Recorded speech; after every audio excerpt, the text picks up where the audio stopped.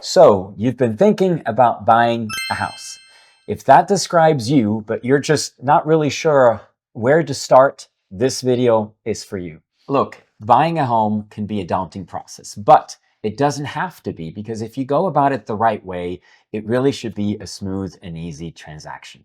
How do we go about it, Quinn?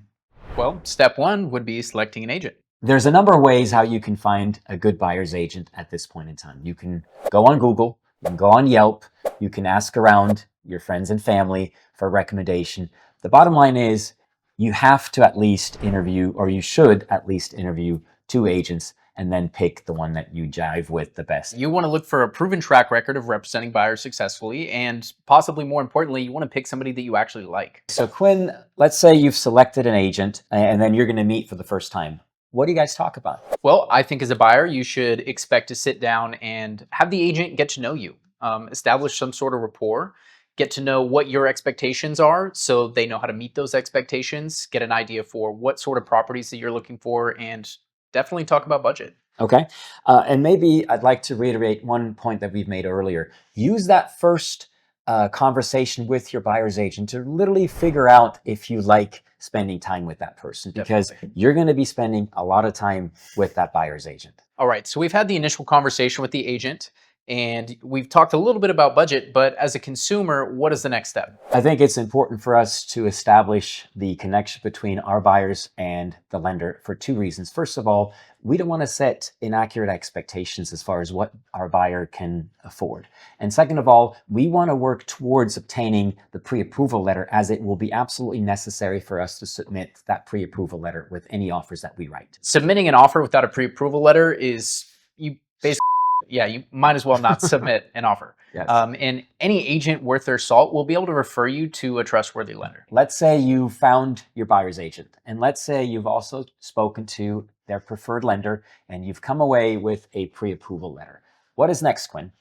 Well, now it's time to start looking for homes. Aside from the modern methods of looking on Zillow and Redfin, your agent also has the capability to set you up on a drip search that notifies you every time a property hits the market that meets their criteria. Right. So in your estimation, how long do you think it will take for a buyer to find a home? That can range pretty widely. Some people find a home on their first try. Sometimes it takes months. I would say on average, it takes about 10 showings to find the right house. Fast forward, the home search went great. You found a property and you want to submit an offer. What's next? First of all, for me, the most important thing that I can do as a buyer's agent at that point is to pick up the phone and call the listing agent. Yep. And just have a general conversation. What does your seller need?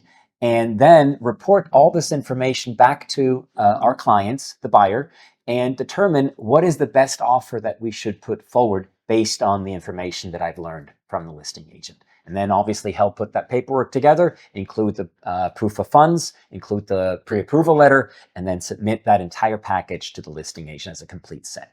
I can't tell you how many times a buyer's agent has submitted an offer without actually picking up the phone and calling the listing agent, and they're missing out on a lot of potentially Crucial. important information, and It's not a good look. Our offer got accepted. Now what? Well, from here, the listing agent is going to open escrow. Escrow is a neutral third party that's going to hold funds and manage documents to make sure that all the terms of the contract are met.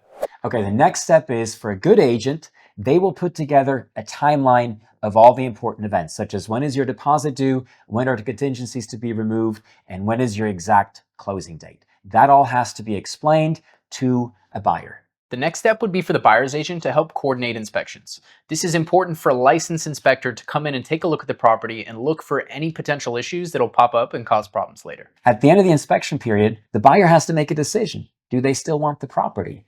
And if so, do they want to ask for repairs? Do they want to ask for credits? And a good buyer's agent is here to help them achieve just that.